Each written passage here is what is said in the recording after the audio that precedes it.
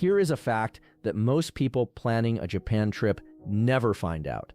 Right now, while millions of tourists are queuing for 2 hours to see a single temple in Kyoto, there are entire cities in Japan, beautiful, historic, world-class cities where you could walk through centuries-old streets and barely see another foreign face. I am not talking about obscure villages you need a rental car and 3 connections to reach. I am talking about real towns with real accommodation, real food, and real culture. Towns that are genuinely, almost mysteriously under the radar. And here is the uncomfortable truth. That window is closing. Slow travel, the over-tourism backlash, and the growing desire to find the real Japan, all of that is pointing these destinations toward the spotlight. Some of these towns will look very different in 2 or 3 years. So, 7 Japanese towns that are still undiscovered. Let us get into it. Before we do, everything I talk about today, the best places to stay in each town, and a Japan eSIM, so you actually have data when you are wandering around somewhere with no English signage. All of that is linked in the description below. I have done the research, so you do not have to. Check it out. Number 1, Kanazawa. People call this the Kyoto that Kyoto used to be, and honestly, that is not an exaggeration. Kanazawa sits on the western coast of Honshu, about 2.5 hours from Tokyo by bullet train. That bullet train connection only opened in 2015, which is part of why this city is still flying under the radar for international visitors. Here is what you actually get. One of Japan's 3 great gardens, Kenrokuen, considered by many landscape architects to be the most refined garden in the entire country, and you can walk through it without a crowd. A preserved geisha district called Higashi Chaya, where the wooden tea house streetscape looks exactly as it did in the Edo period, and where you can actually book tea ceremony experiences without a wait list. But the detail that genuinely surprised me about Kanazawa? The city produces 99% of all the gold leaf made in Japan. There are workshops where you can watch it being made and buy pieces to take home. That is not something you find in a guidebook highlight. That is the kind of thing you discover when a city has not been over-explained yet. Accommodation in Kanazawa runs about 30 to 40% cheaper than the equivalent in Kyoto. That means you can stay in a genuine ryokan, a traditional Japanese inn, for a price that would get you a budget hotel in Kyoto's tourist district. The links to specific accommodation in Kanazawa are in the description. Number 2, Takayama. Beautiful Takayama sits in the mountains of Gifu Prefecture, and this is the one that people who have actually been there always say changed their perception of what Japan could feel like. The old town, called the Sanmachi district, is a row of preserved Edo period buildings along narrow streets, many of them converted into sake breweries, craft shops, and small restaurants. The buildings are original, not restored, not rebuilt, original. The wooden facades have been standing for 300 years. Takayama also has what is widely considered one of the most spectacular festivals in Japan, the Takayama Festival, held twice a year in spring and autumn, where enormous, intricately carved festival floats are paraded through the old town streets. If you can time your visit for that, the footage alone would be worth the trip. From Takayama, you are also 50 minutes by bus from Shirakawa-go, a UNESCO World Heritage Village with farmhouses so steep-roofed they look like they were designed by a film director, not a real architect. From Prefecture, the food in Takayama is exceptional. Wagyu, Japanese beef, from this region is genuinely some of the best in the country, and because you are not paying Kyoto restaurant prices, you can actually afford to order it. There are some fantastic guided experiences in Takayama. Sake tasting, old town walking tours, the kind of thing that turns a nice trip into a memorable one. Like everything on this list, I'll have some recommendations in the description to keep it easy for you. Number 3, Matsumoto, the city that survived World War II almost entirely intact. What that means in practice is that when you are walking through Matsumoto's historic streets, you are not walking through a careful reconstruction. You are walking through the thing itself. The centerpiece is Matsumoto Castle, often called the Crow Castle because of its striking black walls and dramatic architecture. It is one of only 12 original castle keeps remaining in Japan. Most Japanese castles are concrete rebuilds from the 20th century. This one is not. The wooden floors, the steep interior staircases, the stone walls, all original, dating back to the late 1500s. Matsumoto is also the gateway to Kamikochi, a high-altitude mountain valley considered one of the most beautiful hiking destinations in Japan. Private cars are not allowed inside, so the whole valley remains remarkably pristine. The city itself has a walkable, relaxed energy that is becoming rare in Japan's tourist circuit.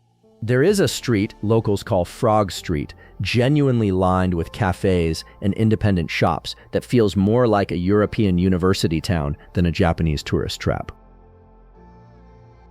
After the break, a town where you can ride a camel on a desert that formed over 100,000 years, and another town that is essentially Venice, but in Japan in the 1800s, and almost nobody knows it exists.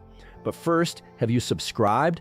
Here at Unlock the Earth, we strive to drop some of the most informative and useful travel guides available on YouTube to help you get the most out of your trip, and your support is what keeps these guides coming. If you liked this video, please go ahead and hit the subscribe button, show the video to a friend, and let us know if you personally recommend any of these hidden gems. Okay, let's get back into the video. Number 4, Tottori. Tottori is Japan's least populated prefecture, which is kind of remarkable when you consider what it contains. The Tottori sand dunes are the largest sand dunes in Japan, 16 kilometers of coastline along the Sea of Japan, up to 50 meters high, shaped by winds over 100,000 years. They are a UNESCO Global Geopark. You can go sandboarding on them, you can ride a camel on them, you can paraglide over them. When people see photos of Tottori for the first time, they genuinely cannot believe they are looking at Japan. But Tottori is not just the dunes.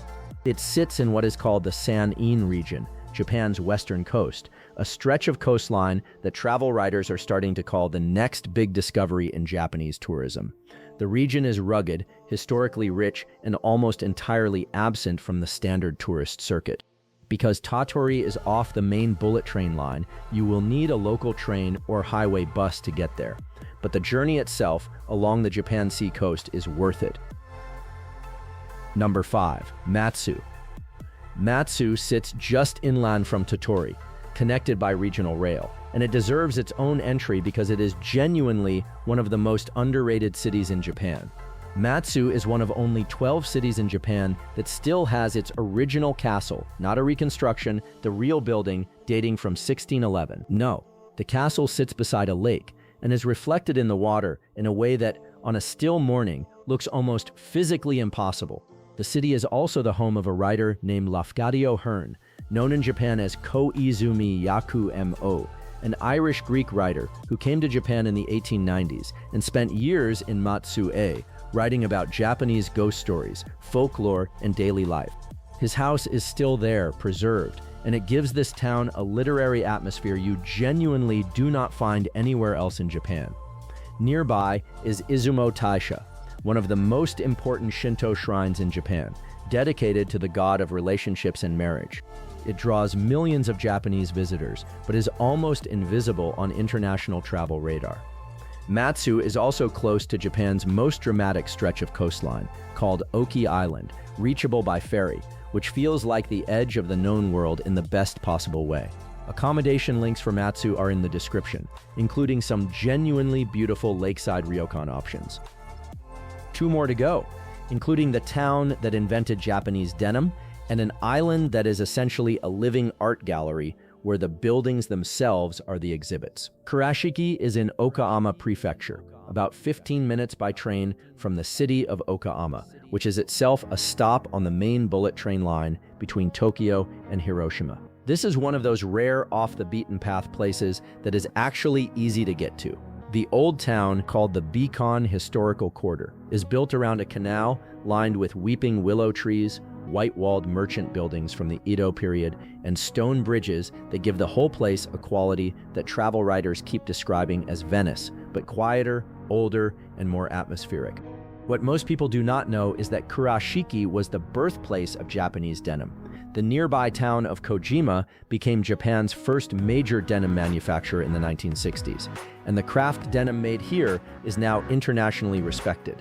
There are workshops where you can see it being woven and stores selling handmade pieces. Kurashiki also has the Ohara Museum of Art, Japan's first museum dedicated to Western art, which displays works by Monet, Picasso, and Pollock in a beautiful converted building by the canal.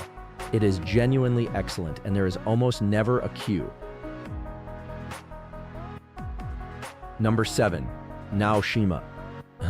Naoshima is technically an island, not a town, but it is so small and so specific that it functions exactly like a town, and it is one of the most extraordinary places in Japan.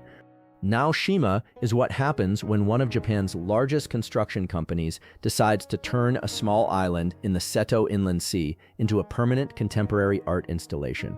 In the 1990s, the Bednese Foundation began commissioning world-class architects and artists to build museums, outdoor sculptures, and art houses across the island. Today, buildings by the architect Tadao Ando sit embedded in hillsides, barely visible from outside, housing some of the most significant modern art collections in Asia. The island has about 3,000 residents, no traffic lights, and the kind of quiet that most people have stopped believing exists near a major country.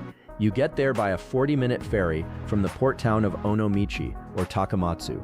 What makes Naoshima the most important inclusion on this list is that the kind of experience it offers, genuine cultural immersion, world-class art, complete absence of commercialization, is exactly what people are now paying thousands of dollars to curate in places like Tuscany or Kyoto. Here, it just exists, quietly, waiting. Accommodation on the island itself books up fast. There's some recommendations in the description, but it's worth getting in ASAP. And just like that, 7 towns, all of them real, all of them accessible, all of them still, for now, genuinely undiscovered by the mass tourism machine. Here is the honest version of what I have just given you. Kanazawa and Takayama are the easiest to visit and the most ready for international travelers. Matsumoto is the best for combining history with outdoor adventure. Tottori and Matsue are for the traveler who wants Japan with essentially 0 other foreign tourists around them. Kurashiki is the hidden gem with the easiest access, and Naoshima is for the person who wants something they will genuinely never forget. All of the accommodation, the recommended experiences, and the eSIM for Japan are in the description below. I strongly suggest you have a look in there, as there's plenty of inspiration to turn your itinerary into something unforgettable. If this was useful, subscribe, because there's a whole lot more Japan content on the way soon. Feel free in the comments to tell us what you'd like to see covered in greater detail or some other Japan-related topics to help you plan in your next trip. Thanks for watching Unlock the Earth. I will see you in the next one.